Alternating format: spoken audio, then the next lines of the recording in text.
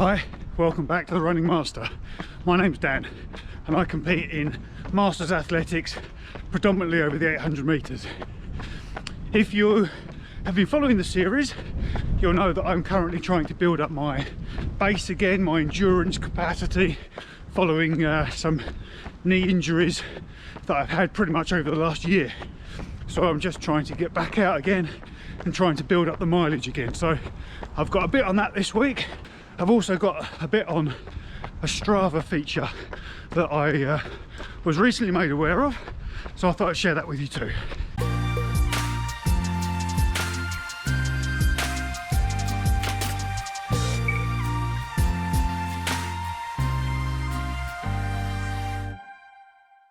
It is bitterly cold this morning. It's really windy, so I'm hoping there's not too much of that on the camera and you don't pick up too much wind noise. It's supposed to be snowing today, but it's not really snowing at the moment. There is a little bit of a light flurry around, which you probably won't see on the camera, but I can tell you it is really cold. Quick update on the channel, which is slowly but steadily continuing to grow. Over 150 subscribers now, so another little milestone there. And also one of my videos has gone over 1,000 views as well, which is nice. It's not exactly Charlie bit my finger yet, but you know, it's really nice to see so many people watching the videos and hopefully getting some benefit from them. So if you're subscribed and you're watching the videos, thank you very much. Really appreciate your continued support. If you're not, hit that subscribe button please. It would be great to have you on board and come and join this little community we got going. So you can follow me on Facebook and Instagram as well. Links are just down below. So an update on that training. So I'm still trying to build up the mileage. I think this week I've done about 12 or 13 miles, so not enormous, but endurance is something that I've never really been that good at, to be honest. All the time that I've been running, I really have to work quite hard at it. I'm much more interested in the speed, and as I've got older, actually that hasn't stopped. Whilst people as they hit their 40s are getting into 10Ks, half marathons, ultras, I'm still trying to hit it over the 800 and the 400 like I think I'm still 18 or something. I'm also trying to build in a little bit of faster work as well. So the week before I was doing very slow runs that Garmin was suggesting, but I put in a tempo run, or a bit of a tempo run anyway. So it was only about 4.5 miles, about a mile or so, kind of quite slow, and then a couple of miles of tempo, and then another mile of cool down. So that was quite nice, quite enjoyed picking up the pace again. I'm really feeling that, which I have to say I did really feel as well. It wasn't the easiest of sessions, but yeah, got through it okay. Off the back of that, I then had a couple of days of rest, and then went and did a 5 mile tempo run, so solid 5 miles, trying to get down to sort of around 7 to 7.5 minute mile pace.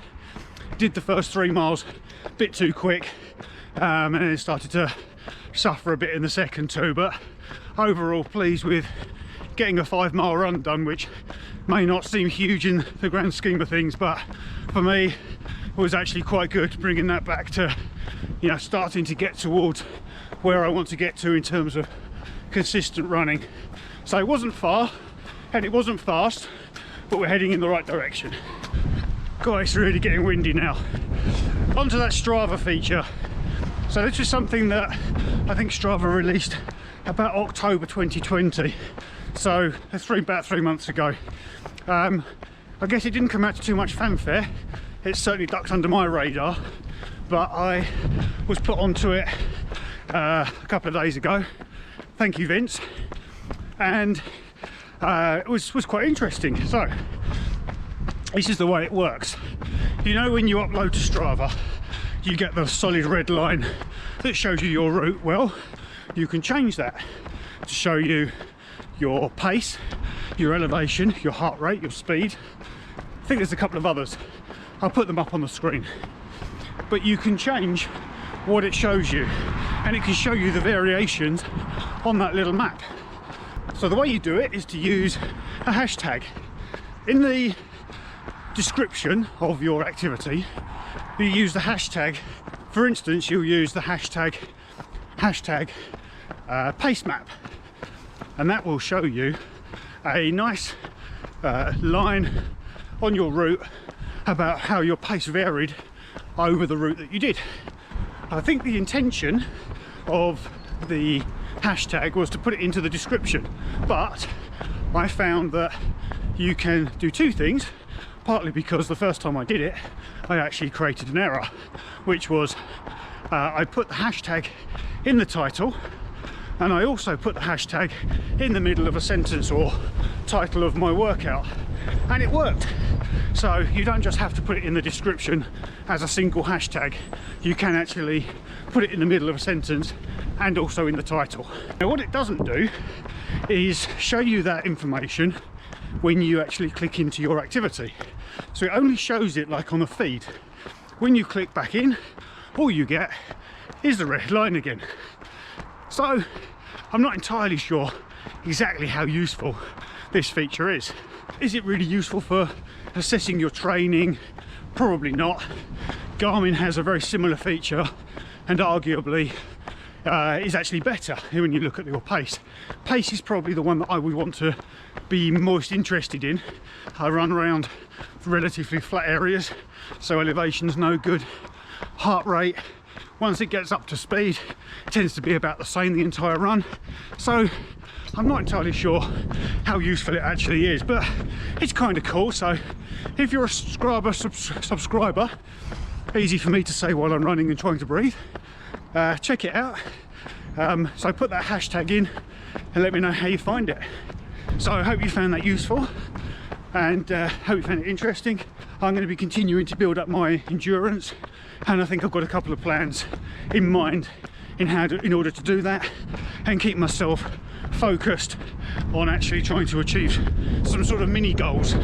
Although I haven't got a major goal, just getting fit is the main aim of the game for me at the moment. So hope you enjoyed it. Take care, enjoy your run. I'll see you for the next one.